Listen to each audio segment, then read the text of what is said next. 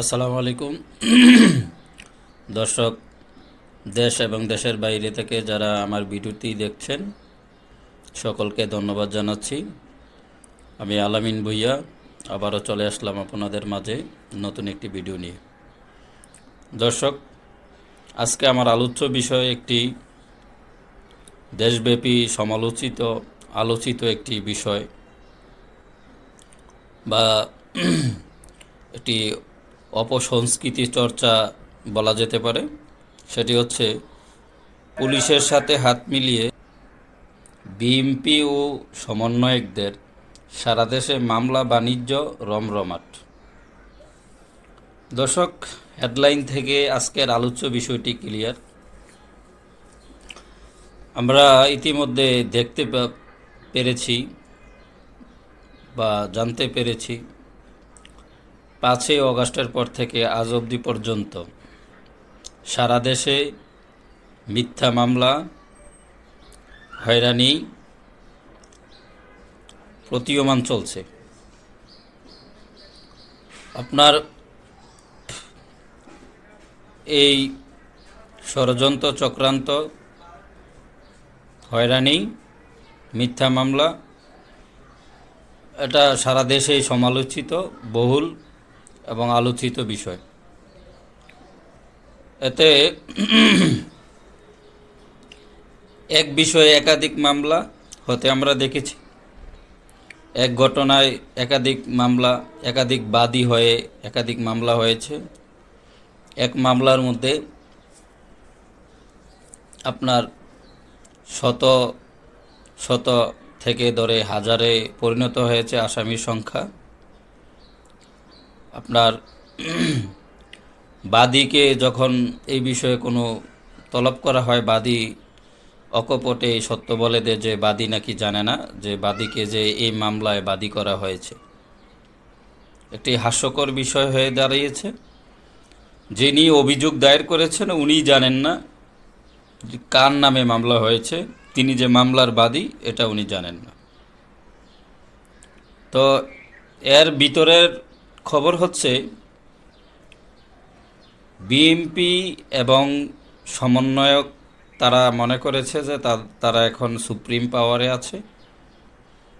তো এই সুযোগটাকে তারা সারা দেশে যে মিথ্যা মামলা, ষড়যন্ত্রমূলক মামলা, এগুলোকে তারা অর্থ উপায়ের হাতিয়ার হিসেবে তারা নিয়েছে।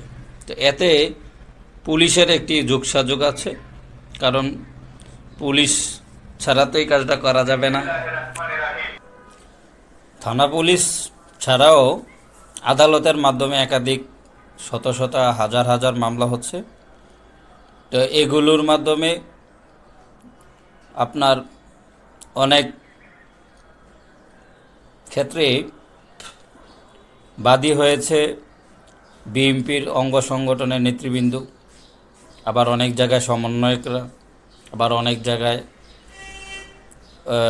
অন্যান্য সাধারণ জনগণকে বাদী করা হয়েছে। তো যেগুলোতে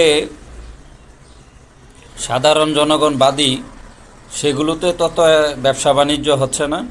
যেই মামলাগুলোতে বিএনপি এবং তার সহযোগী সংগঠনের নেতৃবৃন্দ বা আপনার ছাত্র সমন্বয়করা বাদী হয়েছে, সেগুলোর মধ্যে আপনার একটা অর্থনৈতিক লেনদেন, একটা রমরমাট ব্যবসা।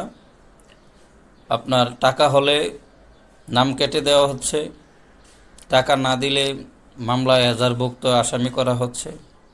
আবার এমনও আমরা দেখতে পাচ্ছি সারা বাংলাদেশে বড় বড় ব্যবসায়িকদের গিয়ে তারা আড়ালে বা গোপনে হুমকি দিচ্ছে যে আপনি যদি এত টাকা না দেন, এত লক্ষ টাকা না দেন, তাহলে আপনাকে অমুক মামলায় আমরা আসামি করে দেব।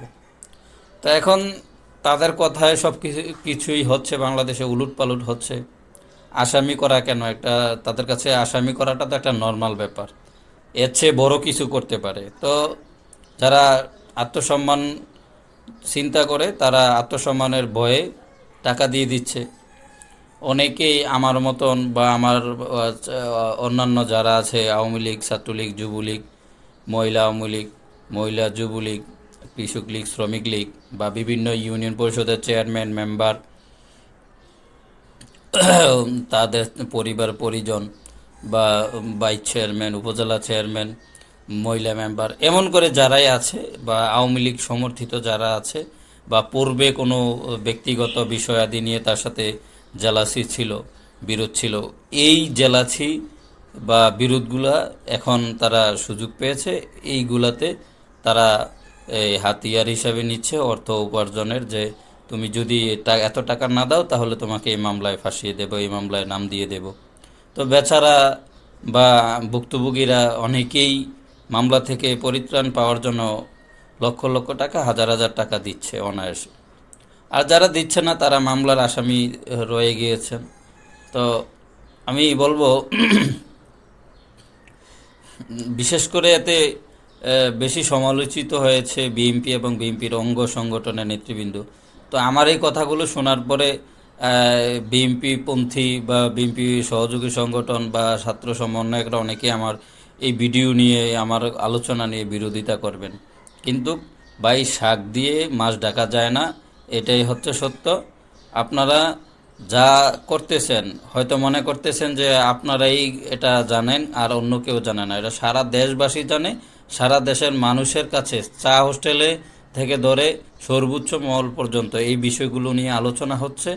আপনারা যে সারা দেশের মধ্যে এই মিথ্যা মামলা, গায়েবী মামলা দিয়ে মানুষকে হয়রানি করতেছেন, টাকার বিনিময়, টাকা দিলে তাদেরকে মামলা থেকে অব্যাহতি দিচ্ছেন, নাম কেটে দিচ্ছেন, টাকা না দিলে তাদেরকে জোরপূর্বকভাবে চক্রান্ত করে মামলায় এজাহারভুক্ত আসামি করতেছেন। এটা কিন্তু সারা বাংলাদেশেই আলোচিত, সমালোচিত। তো আমার কথা হচ্ছে যে আমরা যারা রাজনীতি করি এদেশের মধ্যে, আমরা রাজনীতি করতে হবে, থাকতে হবে।